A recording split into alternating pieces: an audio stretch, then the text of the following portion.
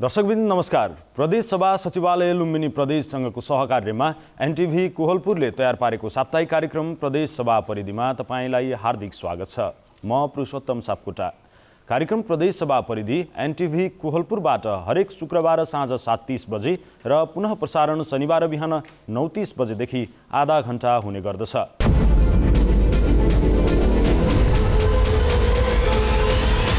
हामी यस कार्यक्रममा लुम्बिनी प्रदेश सभाका गतिविधि, प्रदेश सभा सचिवालयका गतिविधि, विषयगत समितिका गतिविधिहरू प्रस्तुत गर्दछौँ।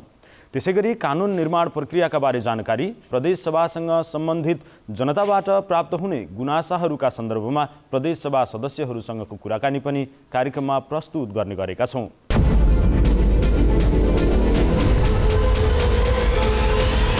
आजको अङ्कमा लुम्बिनी प्रदेशमा प्रदेश सभा सदस्यको शपथ ग्रहणको प्रसङ्ग, लुम्बिनी प्रदेश सभाले निर्माण गरेको वृत्तचित्र, प्रदेश सभाको रेडियो कार्यक्रम उत्पादन सम्बन्धीको तयारी र प्रदेशमा लागू भएको बाल बालिका ऐन लगायतका सामग्रीहरू रहनेछन्।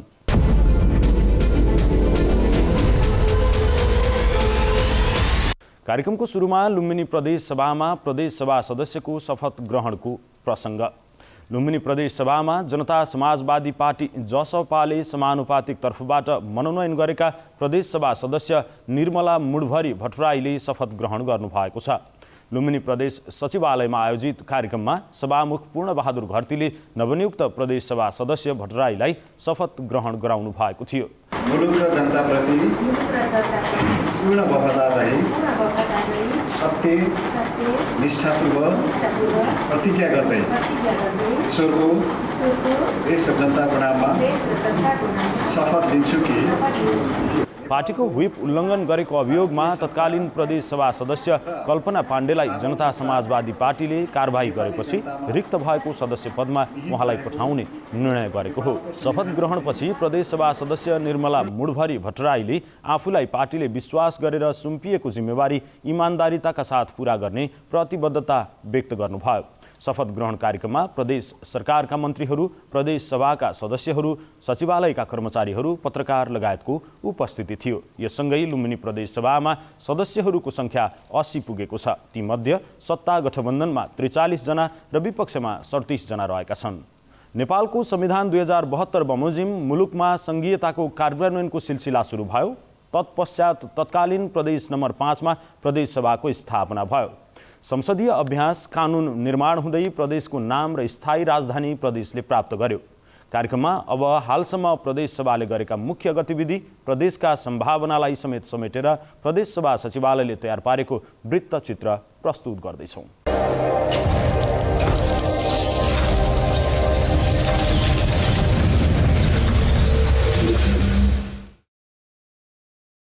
नेपालको संविधानको भाग 14 मा व्यवस्था भएको प्रदेश व्यवस्थापिकाको प्रावधान बमोजिम धारा 176 ले 60% प्रत्यक्ष र 40% समानुपातिक प्रतिनिधित्वबाट प्रदेश सभा गठन हुने व्यवस्था गरेको छ।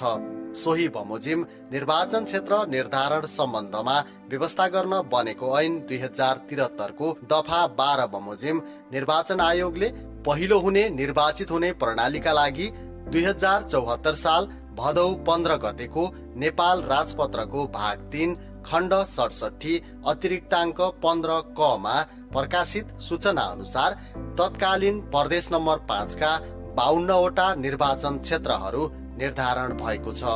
यसरी यस प्रदेशमा 52 जना प्रत्यक्ष र 35 जना समानुपातिक सदस्य गरी जम्मा 87 जना प्रदेश सभा सदस्य रहने प्रदेश सभा बनेको छ।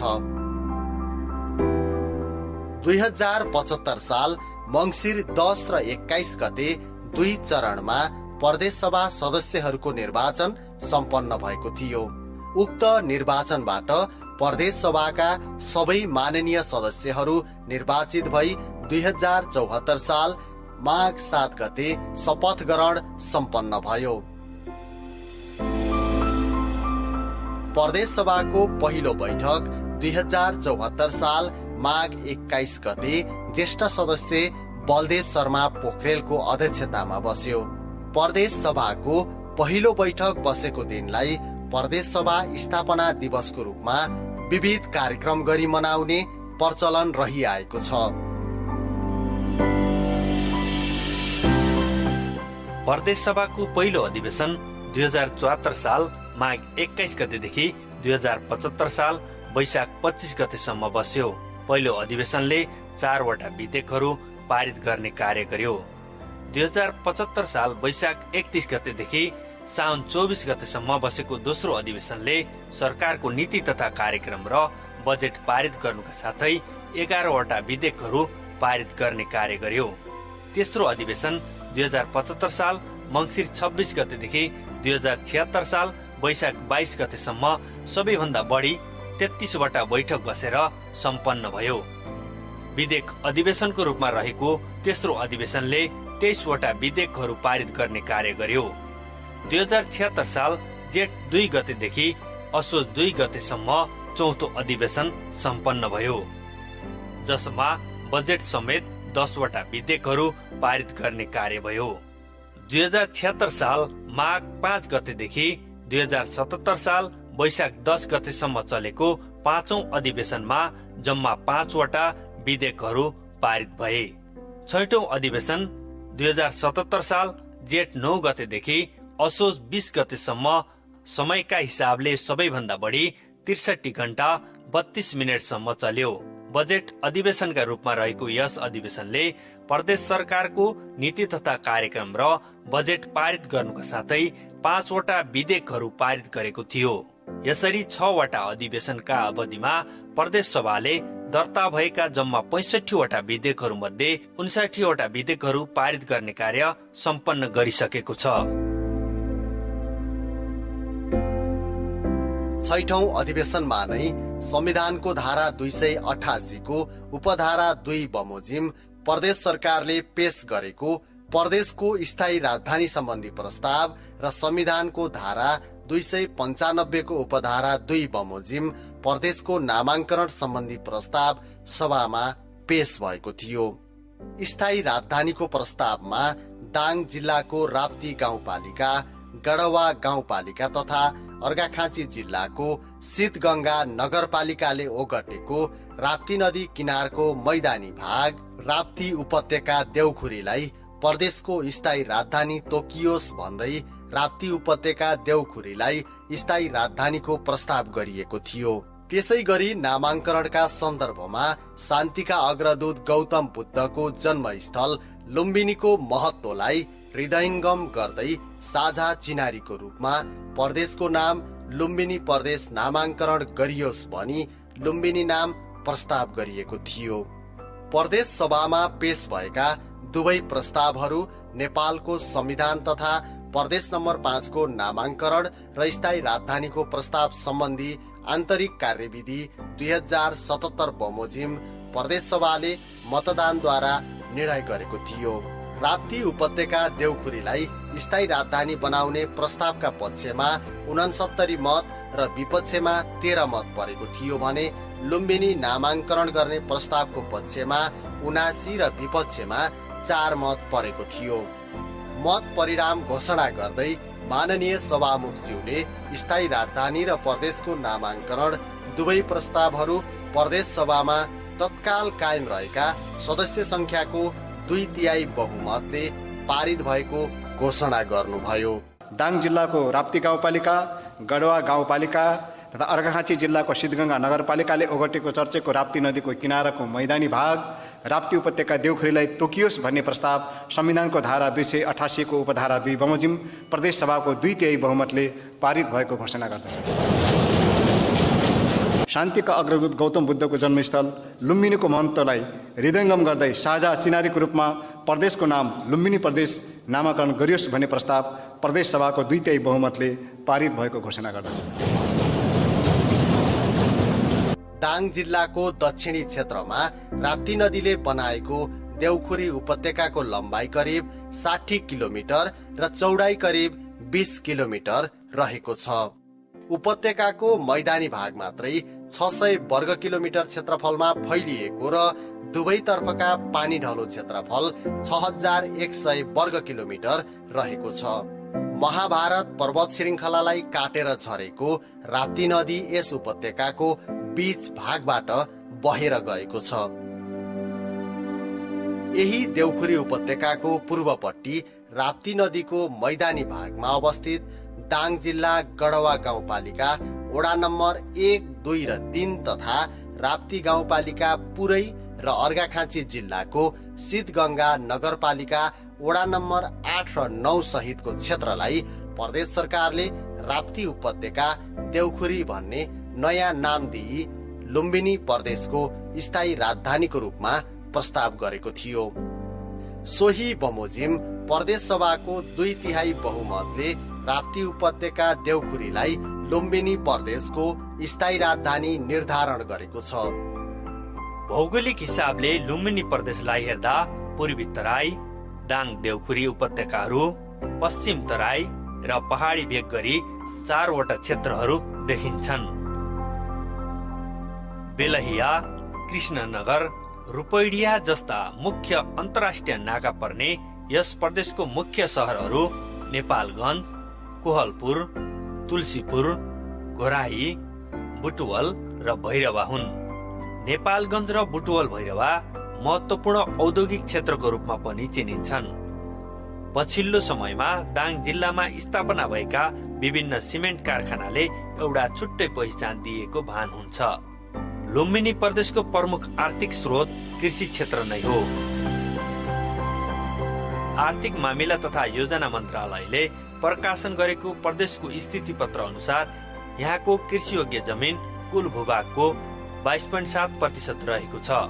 प्रदेशको नवलपरासी पश्चिम, रूपन्देही, कपिलवस्तु, दाङ उपत्यका, देउखुरी, बाँके, बर्दिया, पाल्पाको रामपुर तथा माडीफाँट, झिमरुक नदी किनारका फाँटहरू यहाँका अन्न भण्डारहरू हुन्।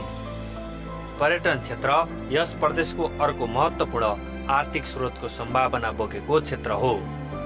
शान्तिका अग्रदूत गौतम बुद्धको जन्मस्थल लुम्बिनी अन्तर्राष्ट्रिय धार्मिक पर्यटकीय स्थलको रूपमा विश्वविख्यात छ। तयार हुँदै गरेको गौतम बुद्ध अन्तर्राष्ट्रिय विमानस्थलले यस प्रदेशको पर्यटन उद्योगमा असीम सम्भावना बोकेको छ। यसका साथै बर्दिया राष्ट्रिय निकुञ्ज, बाँके राष्ट्रिय निकुञ्ज र ढोरपाटन शिकार आरक्ष जस्ता वन पर्यटन क्षेत्रहरू पनि लुम्बिनी प्रदेशका लागि महत्त्वपूर्ण छन्। प्रदेशका रामग्राम स्तूप, लुम्बिनी, जितगढी किल्ला, सिद्ध बाबा मन्दिर, रानी महल, श्रीनगर, पाल्पा भैरवस्थान, रुरु क्षेत्रधाम, रेसुङ्गा, तिलौराकोट, शिवगढी, जगदीशपुर ताल, सुपा देउराली, अर्घा दरबार, नौलाखोला झोलङ्गे पुल, साततले गुफा, पाणिनी तपोभूमि दह, स्वर्गद्वारी, धारापानी, दाङ उपत्यका, देउखुरी उपत्यका, जलजला पहाड, थवाङ, पुथा हिमाल, सिस्ने हिमाल, कमलदह, महत गाउँ, जय बागेश्वरी मन्दिर, कर्णाली नदीमा निर्मित नेपालको सबैभन्दा लामो कोठियाघाट पुल, कृष्णसार संरक्षण क्षेत्र आदि स्थानहरू पनि पर्यटकीय महत्त्वका क्षेत्रहरू हुन्। लुम्बिनी प्रदेशमा पर्ने कालीगण्डकी नदी, राप्ती नदी, बबई नदी, कर्णाली नदी जस्ता अपार जल स्रोतले प्रदेशको समृद्धिको सम्भावना बोकेको देखिन्छ। राप्ती नदीको किनारमा लुम्बिनी प्रदेशको राजधानी निर्धारण भएपछि त्यस क्षेत्रमा हुने जनसाङ्खिक, आर्थिक, सामाजिक तथा सांस्कृतिक प्रवाहले नयाँ राप्ती सभ्यताको विकास हुने अपेक्षा गर्न सकिन्छ। प्रदेशको जातिगत र भाषिक बनोट बहुभाषी र बहुजातीय रहेको छ। लुम्बिनी प्रदेशको एकता खस आर्य, मगर जनजाति, थारू जनजाति, अवधिभाषी लगायत विभिन्न जात जाति र भाषिक समूहहरूको अनेकतामा आधारित छ। बर्दघाटदेखि बर्दियासम्म र मैकोटदेखि मर्चवारसम्म फैलिएको लुम्बिनी प्रदेशवासी जनताहरूको प्रादेशिक एकताले समृद्ध प्रदेश र खुसी जनताको नारासँगै झन्झन उचाइ हासिल गर्नेछ भन्ने आशा र विश्वास गर्न सकिन्छ। यस सन्दर्भमा प्रदेश सभाले खेल्नुपर्ने भूमिकाको महत्त्वबोध गर्दै अग्रसरता लिइनेछ। जनमैत्री, जिम्मेवार, प्रभावशाली र मर्यादित प्रदेश सभा स्थापित गर्ने दीर्घकालीन सोचलाई सफल पार्न कानुन निर्माण र संसदीय निगरानी प्रक्रियालाई प्रभावकारी बनाउने उद्देश्यका साथ जिम्मेवार जनप्रतिनिधि, सक्षम सचिवालय, जनसहभागिता सहितको संसदीय क्रियाकलाप गर्ने प्रदेश सभाको प्रतिबद्धता रहिरहनेछ।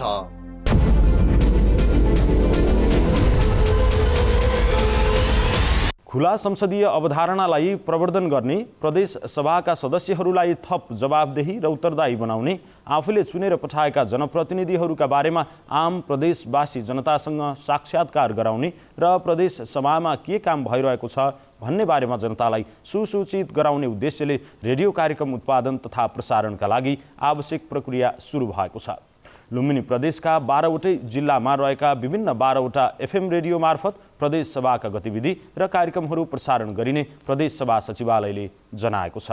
लुम्बिनी प्रदेश सभाका गतिविधिलाई आम प्रदेशवासी जनता समक्ष पुर्याई खुला संसदीय अभ्यासका बारेमा जानकारी गराउने उद्देश्यले रेडियो कार्यक्रम उत्पादन तथा प्रसारणका लागि आवश्यक प्रक्रिया सुरु भएको छ। प्रदेश सभा सचिवालयले जारी गरेको रेडियो तथा टेलिभिजन कार्यक्रम उत्पादन एवं प्रसारण निर्देशिका 2077 बमोजिम रेडियो कार्यक्रमको लागि आवश्यक प्रक्रिया अघि बढाइएको सचिवालयले जनाएको छ।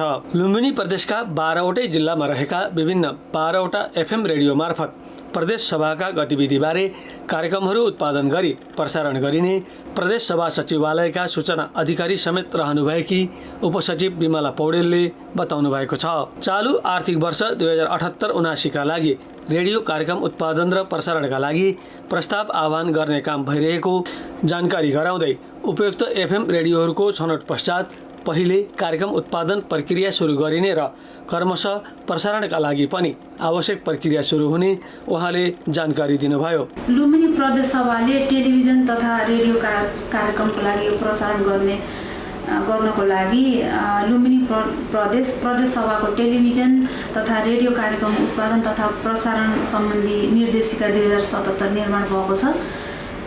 उक्त निर्देशिकामा व्यवस्था भए बमोजिम नै यो लुम्बिनी प्रदेश सभा र विषयगत समितिहरूका गतिविधिहरू, सचिवालयका गतिविधिहरू लगायत समेटेर जनताहरूलाई यहाँ भएका गतिविधिहरूमा सुसूचित गर्ने उद्देश्यका साथ नै यो निर्देशिका निर्माण भएको छ र यो अहिलेको खुला संसदीय अवधारणालाई प्रमोट गर्ने ताकि जनताहरू सुसूचित हुन् र लुम्बिनी प्रदेश सभाका सभासदज्यूहरूलाई पनि थप उत्तरदायित्व वहन होस् र उहाँहरूले आफ्नो क्षेत्रका जनताहरूलाई थप के गर्नुपर्छ भन्ने कुरा पनि उहाँहरूलाई महसुस होस् भन्ने पनि एउटा उद्देश्य हो।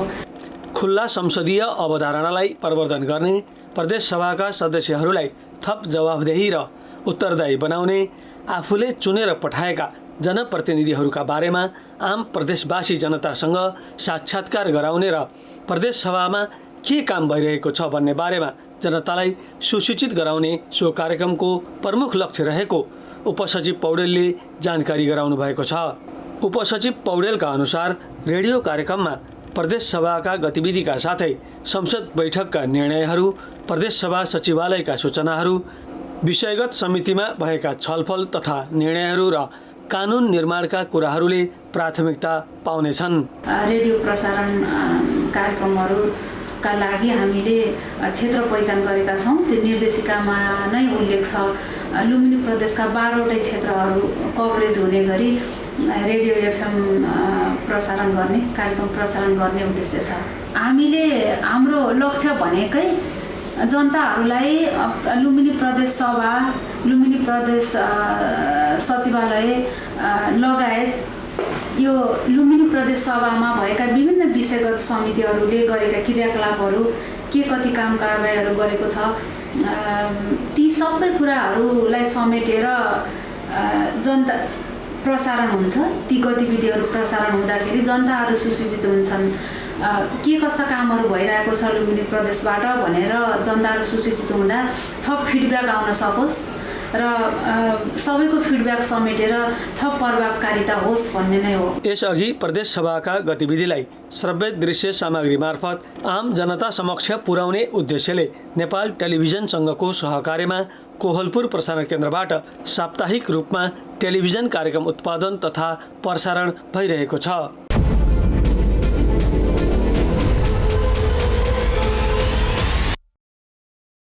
लुम्बिनी प्रदेशमा बालबालिकाहरूको हक हित संरक्षण, विकास, पहिचान, बाल अधिकार, बालबालिकाको न्यायको अधिकार लगायतका विषय स्थापित गर्ने उद्देश्यले बालबालिका ऐन 2076 निर्माण गरी कार्यान्वयनमा ल्याइएको छ।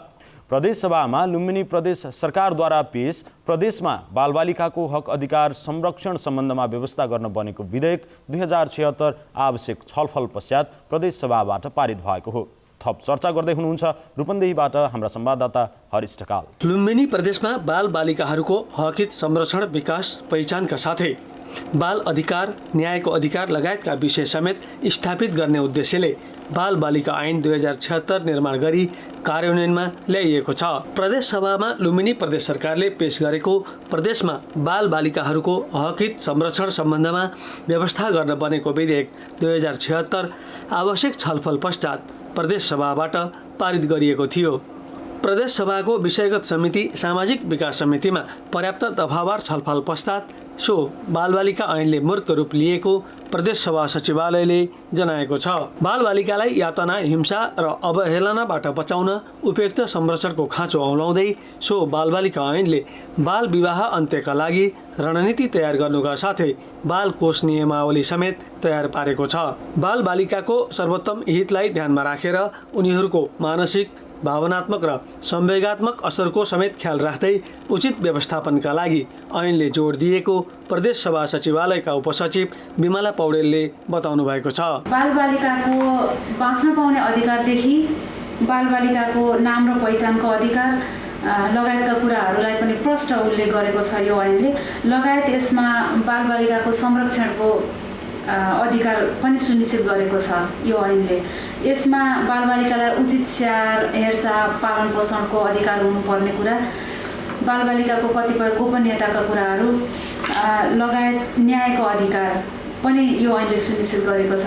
न्यायको अधिकारमा बालबालिकालाई कुनै बालबालिकाले कसुरजन्य कुराहरू गर्यो, कानुनले कसुर मान्ने कुराहरू गर्यो भने त्यो आपराधिक क्रियाकलाप को जुन दायित्व हुन्छ त्यसबाट बालबालिकालाई अब के कसो भनेर हामीले अनुसन्धान निगरानी गर्नुपर्ने हुन्छ। अनुसन्धान अवधिभर बालबालिकालाई बालमैत्री निगरानी कक्षमा राख्नुपर्छ भन्ने अवधारणा पनि यो ऐनले त्यो पनि सुनिश्चित गरेको छ। ऐनमा व्यवस्था भएअनुसार बालबालिकाको हेरचाह, पालन पोषणदेखि शिक्षा दीक्षासम्म र बालमैत्री सुधार गृहदेखि निगरानी कक्षसम्मको व्यवस्था गर्नुपर्ने उल्लेख गरिएको छ। सङ्घ, प्रदेश र स्थानीय तिनै तहका सरकारले बाल कल्याण समिति, बाल अधिकार समिति, बाल न्याय समिति गठन गर्नुपर्ने र बाल संरक्षण अधिकारी अर्थात् प्रोबेसन अफिसरको व्यवस्था गर्नुपर्ने सम्बन्धमा पनि ऐनमा स्पष्ट व्यवस्था गरिएको उपसचिव पौडेलले जानकारी गराउनुभयो। अनुसन्धान अवधिभर बालबालिकालाई बालमैत्री निगरानी कक्षमा राख्नुपर्छ भन्ने अवधारणा पनि यो ऐनले त्यो पनि सुनिश्चित गरेको छ। त्यसरी गर्नुपर्छ भनेको छ र यो कसुरजन्य कार्यमा आरोपित बालबालिकाको हकमा चाहिँ बाल अनुकूलको न्याय हुनुपर्छ, न्यायको हक हुनुपर्छ भन्ने कुरा पनि यसले सुनिश्चित गरेको छ ऐनले। यसका साथै भेदभाव विरुद्धको अधिकार पनि यो ऐनले प्रष्ट बोलेको छ। यसमा चाहिँ बालबालिकाको कुनै उसको अभिभावकको क्षमता, आर्थिक क्षमता, कुनै वर्गको, कुनै लिङ्ग, जात, जाति, धर्म, समुदाय यसको आधारमा धनी गरिब यसको आधारमा बालबालिकालाई भेदभाव गर्नु हुँदैन भन्ने महत्त्वपूर्ण व्यवस्था पनि यो ऐनले बोलेको छ, बोल्न छुटाएको छैन। त्यस्तै बालबालिकाको विकासको अधिकार मध्ये यो ऐनमा प्रारम्भिक बाल विकास तथा शिक्षाको अधिकार हुनुपर्ने, बालबालिकालाई प्रारम्भिक रूपमा बालबालिकाको क्षमता हेरेर, उसको म्याचुरिटी हेरेर त्यो अनुसारको शिक्षण विधि अपनाइनुपर्ने, सिकाइको लर्निङ प्रोसेस त्यसरी नै गर्नुपर्ने लगायतको कुराहरू र पोषण एवं स्वास्थ्यको अधिकार एकदम महत्त्वपूर्ण अधिकार यो पनि यो ऐनले प्रष्ट बोलेको छ। त्यस्तै खेलकुद, मनोरञ्जन तथा सांस्कृतिक अधिकार पनि सुनिश्चित गरेको छ। ऐनले यसका साथै बालबालिकाको सहभागिताको अधिकार हुनुपर्छ भन्ने कुरालाई पनि बिर्सेको छैन। यो प्रष्ट व्यवस्था छ, यसमा सूचना तथा सहभागिताको अधिकार, बालबालिकाहरू बाबुआमासँग भेटघाट र सम्पर्क गर्न सक्ने अधिकार र लगायतको अभिव्यक्ति स्वतन्त्रता, संस्था खोल्न पाउने त्यो अधिकार पनि सुनिश्चित गरेको छ। शान्तिपूर्वक भेला हुन पाउने अधिकार त्यो पनि सुनिश्चित गरेको छ। लुम्बिनी प्रदेशमा बालबालिका सम्बन्धी कानुन बनेको 2 वर्ष पुग्दा पनि नियमावली भने बन्न सकेको छैन। यसका कारण कानुन कार्यान्वयनमा कठिनाई उत्पन्न भएको छ। ऐनमा उल्लेख भए अनुसार समितिहरू पनि गठन हुन सकिरहेका छैनन्। कसुरदार बालबालिकाहरूका लागि ऐनले व्यवस्था गरेको बाल सुधार गृह, बाल कल्याण गृह, निगरानी कक्ष लगायतको व्यवस्था हुन सकेको छैन। सरकारले ऐन कानुन अनुसार नियमावली नबनाउँदा बालबालिका सम्बन्धी कानुन कार्यान्वयनमा समस्या उत्पन्न भएको सरकारवाला निकायका प्रतिनिधिहरूको भनाइ छ।